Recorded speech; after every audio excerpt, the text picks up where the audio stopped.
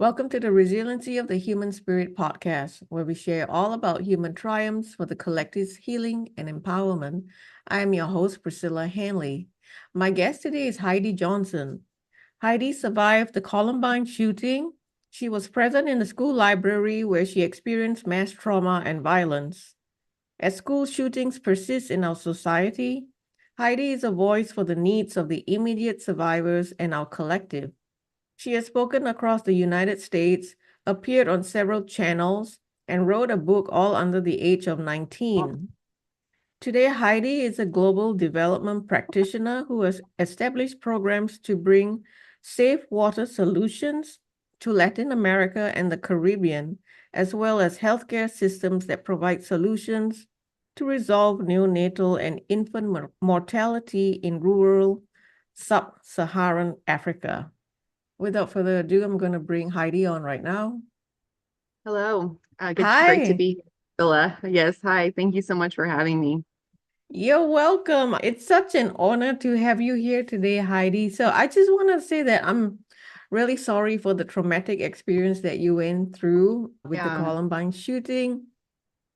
And yeah, like I said, I'm honored to have you here today to share your perspective on how that yeah. experience affected your life and how you navigated your journey moving forward, and also the resources that you turn to for your healing journey. So I will Um, open the floor to you now to share your story. yeah. So, it's been a while. I think we just celebrated our 25th anniversary, which is just crazy. And it's crazy to me too, just in thinking about it and reflecting on it like I do every year, is that even though it's been 25 years, it still can impact and affect me. And I think that it's something that you think that you'll eventually get over and you'll eventually be completely healed from. And you get better and you heal, but you also have to deal with it, I think, at some level for your entire life. And so I was in the library during the Columbine school shooting, and it basically just started off as a normal day for me. And I would say, maybe just to start, that I always felt pretty safe at my school. It was a big school. There was a lot of students there. There were moments where I was maybe like harassed by another student or bullied by another student, but it was all maybe typical high school experiences, nothing that, I ever felt like a violent trauma would happen to me at my school. I didn't have that expectation whatsoever. And so went to school that day, sat down in the library to work on homework, and shortly into the period started hearing loud bangs going off. And I kind of dismissed it initially and was like, this is construction. This is something that is, maybe the seniors are playing a prank. And it just kept working. Eventually, pipe bombs started going off right outside of the library. So in the hallway there, and a teacher came running into the room as smoke just began to fill the library. And she was very frantic. She was waving her hands and she was saying, "A kid has been shot. A kid has been shot. Everybody get under your tables. A kid has been shot." I listened to her, still completely unaware of what was happening, still completely unsure if this was even real. I think it was just like this surreal moment where I had no idea what was going on and no idea what was about to happen. But I got under my table and I just remember there was about 6 chairs, and I remember pulling each of them just incredibly close to my body, trying to protect myself in one way or another. And as I mentioned, smoke was filling the library and fire alarms were now going off. And I remember I could see the exit and entrance of the library very clearly, even though it was somewhat far. I looked over and I saw these two figures enter the library holding guns. The first thing that they said was, "Everybody get ready to die." And they just began shooting. And that's where I just could feel my body just shake. And it It's a very out of body experience when you go through something like this, where you're placed in a moment of absolute survival. I, it's almost like your body prepares itself for death in a lot of ways. And I saw my family, my friends, almost like a flip book as I was sitting under my table. I saw my dog. I thought about the dreams that I had for myself that I wondered if I would ever realize. I began to just almost mentally prepare for it to be my last moments because I kept hearing my fellow students die. And I don't need to go into any detail about those moments, but it was, shot after shot being fired, screams, students begging, please stop, like just chaos and also calm at the same time. I don't know how to explain it. And at one point, the gunman came over very, very, very close to my table. And I was thinking, I was literally bracing. I'm like, this is it. This is the end. I could see their boots literally maybe a foot away from my table. And they had a shotgun. So their shotgun shells were just like rolling onto the floor. And I saw them literally murder um, students in front of me, and I thought, okay, I'm next. They're going to point that shotgun under the table and shoot me. And for whatever reason, they didn't, and they left the library, and we were able to escape at that point. And I was able to get to safety, even though I didn't feel safe, but I was able to get to safety and then ultimately able, after hours and hours, able to reconnect with my family, where I finally was able, I think, to take a breath and realize that I was going to be okay. Wow. Wow. Thank you for being so open and vulnerable and sharing that story. So, Yeah, just a question, did they see you under the table or no? I believe so. I mean, I don't know what they could see or couldn't see, and I don't subscribe to a faith anymore, but I that is a moment in my life that makes me question if there was an angel protecting me. I don't know.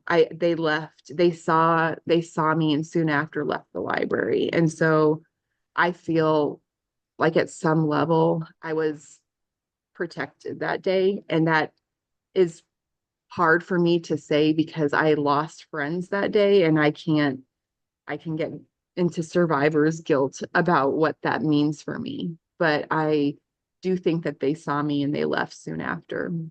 Right. So, So then what happened next after you reconnected with your family that day? And how was the journey like for you following that incident? yeah. So it wasn't like once we got out of the library, everything was okay.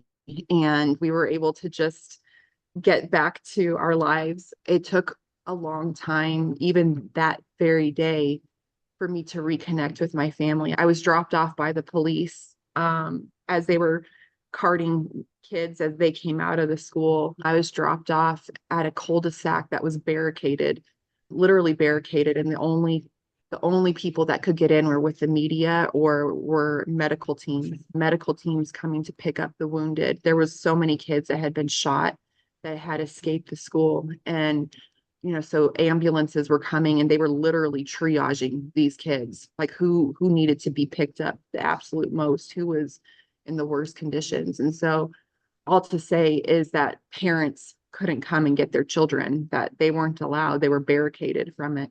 And I was it was in like a nearby neighborhood, and I was taken in by a really sweet couple who gave me juice, and we kept the TV on and watched what was happening literally just less than a mile away. And I waited for my parents. I was able to call them. I talked to my mom first, who was working at a restaurant. And first thing, she was like, Heidi, you're alive. And then she was like, did you see people die? And I just remember tearing up. And it was like the first connection I had after. And I said, Mom, I did. And she just started crying. And she's like, well, your dad's going to come get you. And I was like, okay, good. Let him come get me. Like, I want to see my dad more than anything. And he couldn't get in because of all of these barricades. And so, at being a father, being a protector, knowing at some level what I had just went through, he didn't care. And he pushed through every barricade that he possibly could. He found somebody that was in the neighborhood where I was staying. He's like, I'm going to borrow your car. They're like, great, do it. And he eventually made it to me. It was like 5 p.m. that night. And I remember the door opening and seeing my dad. It's emotional for me because my dad passed away 2 years later from cancer,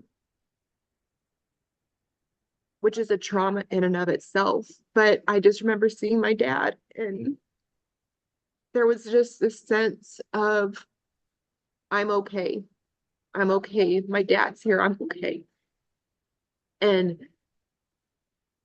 weeks, months following the shooting were still a blur. I don't think that our community knew how to handle complex trauma. I don't think that, you know, healing from these types of situations was really commonplace in our consciousness as a country at the time. I think that at least for me and from my experience, counseling, medication were demonized and not celebrated or encouraged.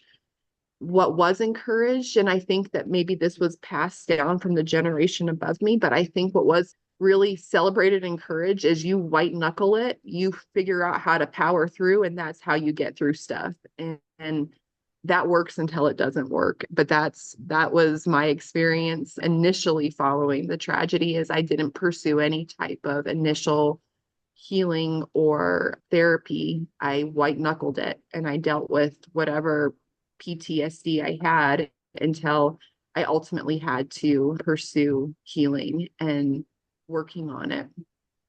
So, what was the turning point for you then to have you start focusing on your healing journey? As I mentioned, like, I white knuckled it until I couldn't. And so reached a point, I reached a point where I mentally could not survive any longer. I felt like a basket case. I felt like I was going crazy, where I just would have what I call like these PTSD rages, where I had to get relief at some level. And I was having what I would maybe frame as a breakdown. I was just not able to function. I wasn't able to work. I would go to work and just be almost like catatonic, stuck in my head, unable to really process through things. And so I, at that moment, began counseling and I began taking a medication, and that would begin me actually starting to work on healing from the trauma that I experienced. Okay. And so, with you having gone through this traumatic experience and then navigating your healing journey, so what are some misconceptions about healing from trauma that Mm. the collective may have and that you wish to Yeah. clarify today?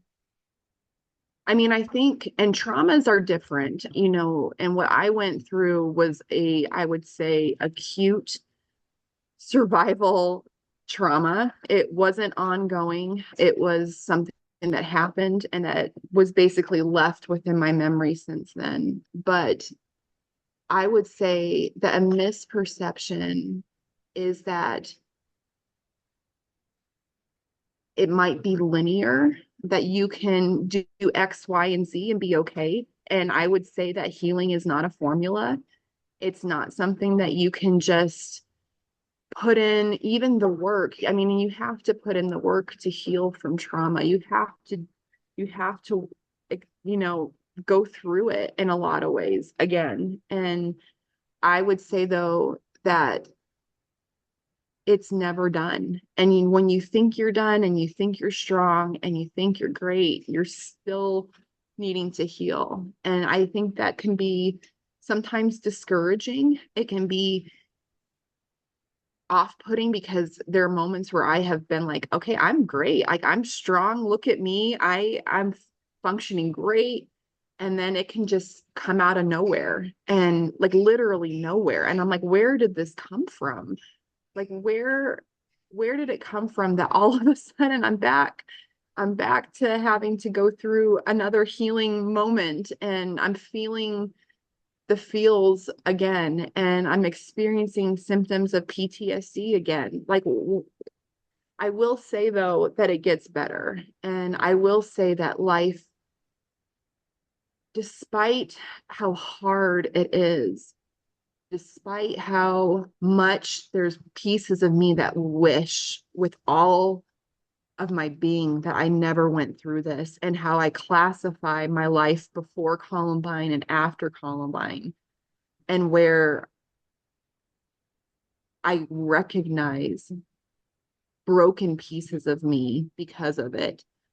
I know that I have an appreciation for life that most people don't. And I know that I have a compassion for people who go through things like I did that most people don't. And that's something I get to hold on to. And that's something that if I really look at it in a way, it feels like a gift and feels like something that I can make meaning in my life out of. Right. So you mentioned that healing is it's not a one and done kind of thing. It's a Yep. process. And so when the triggers come up for you Yeah. today, how do you handle these triggers? Yeah. And I would say, I mean, in full honesty, sometimes I handle them so wonderfully. I'm like, got it, good. Like I have the tools, I'm implementing them, it's great. And sometimes I do not, and I lose it. And I have a moment where I just need to do a day off and reset, and I can't function. And that honestly, I've had to come to grips with this. That's okay. It's okay if I don't handle it perfectly and I don't use, there's, obviously tools to handle trauma. There's tools to handle PTSD. There's things that you can do to de-escalate. And there's things that you can do to get back into your own body, which are wonderful and are proven and are great. There are times where I maybe don't have the wherewithal to use those tools. And I end up having to take a day where I you know, take an anxiety medication and sleep all day. And Mm. I used to feel not okay about doing that. And honestly, I am much better at advocating for myself now. I'm much better at saying, you know what, like this is going to be a part of my life. Me dealing with this trauma, and I have a very, very rich life, but this is something that is always going to be with me. And rather than fight that and be mad when it comes up where I can't function, I'm going to accept it and I'm going to give my body what it needs. And my body tells me what it needs. And sometimes what it needs is to just sleep all day. And that's not every day. That definitely would be bad if it was, but some days that is what it needs. And I think that there's just so much self-compassion and self-acceptance that's needed in healing from trauma. Is you, at least for me, and how I grew up, is I would love to sometimes handle things perfectly, and I would love to power through, and I would love to be, the boss that I am, and be able to accomplish the things that I want to accomplish. And I do. I mean, I've been able to get like 2 master's degrees. I work for 2 nonprofit organizations, and I'm so proud of myself and I'm so proud of the work that I get to do. But there are days where I'm not a boss bitch and I can't do the things that I would love to do. I have to just be like, Heidi, it's okay. It's okay that you need to take a day off from all of this. And I'm learning that. I'm learning to give myself that grace. I love that with you checking in with yourself and listening to the messages that your body is sending you. This is very good advice because with the life that we all lead, right? Lifestyles, Yeah. it's chaotic, it's busy, it's hectic, Yeah. and we don't really pay attention to self-care as much Yeah. as we should. And so, Yeah. with this experience that you went through, how has that shifted your perspective on self-care? Yeah, I would say for me, self-care, I love working out. I think there's such a connection to the physical and the mental. And so if I'm able to be consistent with that, I feel release and it helps me function, I would say, very well. So I'm in the gym almost every day. I might be a little addicted to it. For me, I think, self-care, like I mentioned, is sometimes it's going to the gym, sometimes it's going on a walk and, doing those types of things, but sometimes it's getting under the covers, watching a rom-com and drinking a glass of wine. Like that's self-care too. And so I Yeah. think listening to your body and not pushing it and even just checking in and saying, what am I good with right now? I think that in our society, in our culture, we have such a high performance, individualistic oriented society that pushes us to always be going, going, going, doing, and producing and producing and producing. And I think that honestly, while that has made the US what it is and is great, there has to be some level of us just being like, it's okay for us to just be as humans. It's okay for us to not be producing. It's okay for us to not be pushing ourselves all the time. And I think that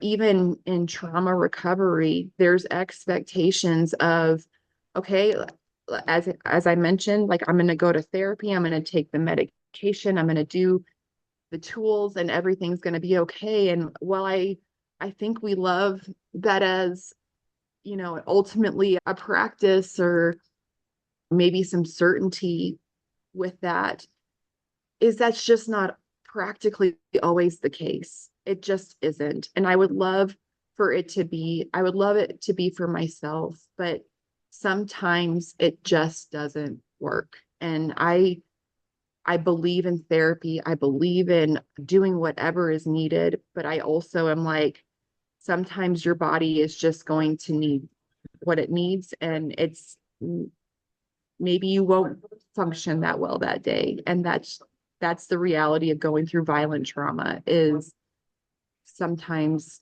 you just got to give yourself permission and you got to give yourself grace to not have to power through anything. Love that. Such great advice. We need to hear this. Yeah. So I want to ask you, how has this experience shaped who you are today? And so what did you learn from this whole life experience about yourself, about life, Yeah. about connecting with other people? Yeah. I mean, so many things. And I think honestly, looking back 25 years later, I'm able to see them maybe with even more and more clarity as I get older and as I continue to reflect and process. When you're in a situation, as I mentioned, of just absolute survival, where your life is truly in danger, not perceived, but like absolutely in danger. And I almost lost my life that day. And there's no question about that. And you're stripped to complete survival. It takes you to, I think, just a very base human experience that not a lot of people in the world, especially not here in the developed West, experience and don't have a frame of reference for what it looks like or feels like to go through something where you are wondering if you're going to live. And I think that's a privilege that we experience here. And I'm glad that we have the country that we have that is able to give us the security and the safety that we experience, where that isn't a daily reality. And what I have found is that is not the case around the world. And people go through survival experiences on a regular basis, and that is their existence. And the more I learned about that and sitting in my place of truly privilege and ultimately being safe most of the time. I know the US struggles with consistent mass shootings, and that's a topic for another day. But I know in my work and doing global development work is that there are so many people around the world where survival is their regular existence, where they don't have access to healthcare like we do. And, newborns die on a regular basis, mothers die in childbirth. And I know that happens here in the US. I think looking statistically and comparatively, if you look at sub-Saharan Africa, I mean, it's not even a comparison on how often and how frequent it's happening. People don't have access to clean water and what that means in daily life, where daily you are struggling with waterborne illnesses and disease. And so I feel like my survival experience has led me to, coupled again with my privilege, being here in the richest country in the world and the power that that brings, is I feel very compelled and almost like it's in my DNA that I need to do something about it. It's almost like breathing for me to need to do something about it, because I have had that moment of survival, and I can't imagine what that would be like to go through at some level on a regular and consistent basis. And so it's framed me in the person I am now, in pursuing the education that I pursued and pursuing the work that I pursued and getting my MBA. Everybody, not everybody, but a lot of them were like, we're getting into finance. And I'm like, I'm going to do global nonprofit work. It's just an anomaly. It was who I was. And I think that it comes down to me just having this very core understanding of wanting to survive, wanting to live. And I have to say, post Columbine and the way that I view life is such a gift right now. Is there such simple solutions that we can implement around the world that bring life? Simple solutions. Providing access to clean water brings life. Providing better healthcare in rural sub-Saharan Africa brings life. And if I, knowing the gift that life is, can do that at some level, oh my God. I mean, what a privilege for me. What an absolute privilege to do that work. Yes, I agree. So I want to give you this opportunity right now because with your work as a global development practitioner, Yeah. I want to give you the stage right now to talk about what are the needs for what you're working on right now. So the Yeah. collective Yeah. Thank you. can hear and understand and perhaps contribute to solutions. Yes, and I thank you so much for the opportunity. I work as the executive director of an organization called Angel Covers, where we provide healthcare in rural sub-Saharan Africa, where the neonatal mortality or newborn mortality rate, maternal mortality rate, and infant mortality rate are the highest.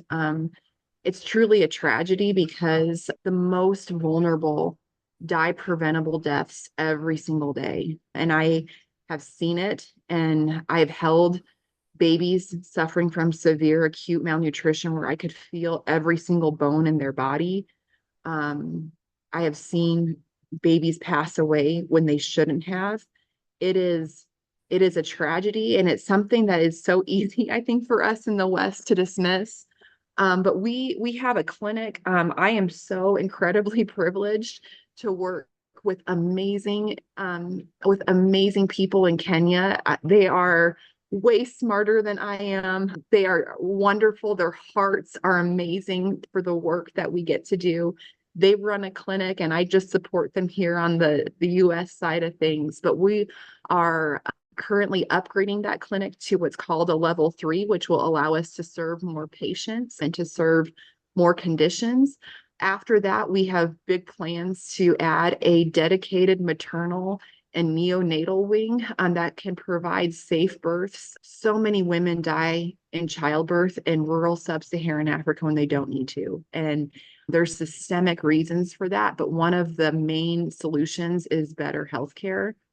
I would say the best way to help us is one, spreading awareness. I don't think a lot of people here in the US know that this is happening on a regular basis. And so if you visit us at angelcovers.org, you can learn a lot more about it. But two, if there's any ability to donate to our cause, as we're pioneering these big solutions and working with amazing partners, working with amazing people on the ground. I truly believe, and I mean, working in this work for 10 years and traveling the world as I have, I know that the work that we are doing is going to save lives. And I just think that there's not a lot more that you can spend money on than saving a life. And it truthfully doesn't take that much, which is awesome and tragic at the same time, is that that's the case. But yeah, I would just invite the collective to partner with us if they are able at any level, and support the work that we're doing. So what about the other project that you're working on regarding the safe water solutions for Latin America and the Caribbean? What do you need from Yeah. the collective for that project? Yeah, so for that project, again, and I work at it's healingwaters.org. We build, I would say, some of the most technically advanced solutions for the most remote regions in the world and solve some of the most difficult water purification problems. And these are people who have literally told us, we did not think we would ever be able to have clean water. And our engineers and our staff are able to provide those solutions. Some of the smartest people I get to work with, amazing. But yeah, I would say visit our website again at healingwaters.org. We're doing some great work with the Mexican government, the Guatemalan government. We're partnering with people on the ground. We're implementing wide-scale infrastructure solutions that are ultimately going to completely revolutionize these communities, providing sustainable, long-term clean water. I think that what I would encourage people to do is really learn about the water crisis. There are 2 billion people in the world who lack access to clean water. Learn about the ripple effects of what that means. It means children not able to go to school on a consistent basis because they're always sick. It means women not being empowered and being able to pursue work outside of the home because they're shackled with the burden of water collection and purification, which takes all day long. So I would encourage people to learn about the water crisis. It's something that's deeply impacting and affecting our planet. And it's something that I think we here in the West need to be aware of and mindful of, because it's something that if we were able to continue to solve would truly change the world. It's such a root problem that people face. And Yeah. so yeah. Wow. Thank you for this information. And I am glad that we're talking about this because, Yeah. like you said, a lot of people are not aware of, Yeah. the problems of other countries. So thank you Yeah. for this information. So can you just very quickly give your contact details again so that people Yeah, can get in absolutely. touch with you if they want to work with you? Yes, please. So, I mean, angelcovers.org is the website. If they would like to reach out to me directly, it's Heidi at angelcovers.org. Simple. My name is the traditional spelling, although it seems like a lot of people tend to misspell it, but Heidi at angelcovers.org. Okay, wonderful. So we have a couple minutes left. And I have a Yeah. signature closing question here that I ask all my Okay. guests. So I'll ask you the Yep. question now. What is your closing message for humanity to help in our Hmm. collective healing and empowerment? Yeah. What a beautiful, wonderful question. I would say choose life. Choose it for yourself, whatever that looks like. Choose it for others, and whatever you can do, whatever power you've been given to choose life for yourself, but to also choose it for others and how you can create that. I think that we are able to create that for others in the world. And if you're able to do that as much as you can. It's going to impact you, it's going to impact the world, and ultimately just make this a better planet. So that's what I would say. Thank you. I so agree. I just want to thank you, Heidi, for wow, such a powerful conversation we had today. Yeah. And thank you so much for the work that you're doing for our collective, for the less fortunate in our collective. Mm. On behalf of the collective, I say thank you. And so, one more thing, I want to say thank you for being so vulnerable and open about your Mm. experience. I really appreciate Yeah. it. And Yeah. for everybody who's watching and listening, thank you for your time. And until next time, bye for now.